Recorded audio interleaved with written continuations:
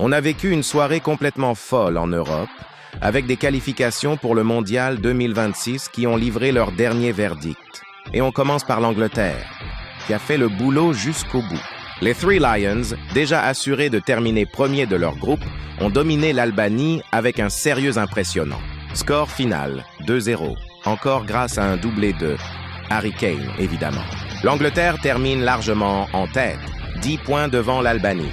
Derrière, la Serbie complète le podium après sa victoire contre la Lettonie. Dans le groupe D, l'Ukraine n'avait pas le droit à l'erreur, et elle a répondu présente. Un match clé, une pression énorme, mais au final, une victoire nette 2-0 contre l'Islande qui lui permet de décrocher sa place pour les barrages. La France, déjà qualifiée, pouvait jouer sereinement. Et les Bleus ont conclu leur campagne de manière propre, appliquée, avec un succès 3-1 en Azerbaïdjan. Pourtant, le match n'avait pas très bien commencé, avec un but encaissé rapidement. Mais Mateta, Akliouche et Thuram ont remis les choses en ordre, confirmant la première place des tricolores avec 16 points en 6 matchs. Une campagne maîtrisée de bout en bout. Et puis, il y a le Portugal, qui a offert un véritable festival. Un score incroyable, 9-1 contre l'Arménie, et tout ça sans Cristiano Ronaldo.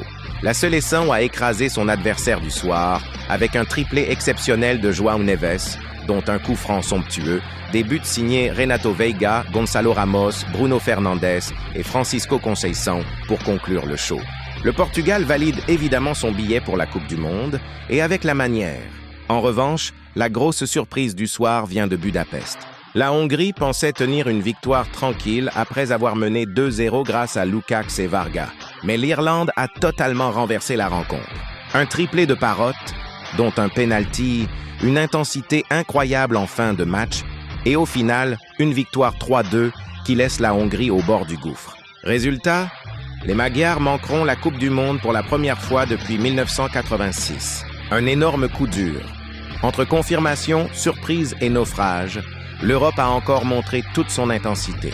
Et maintenant, direction le Mondial 2026 avec de vraies ambitions pour des équipes comme la France, l'Angleterre ou le Portugal. La compétition promet déjà d'être spectaculaire.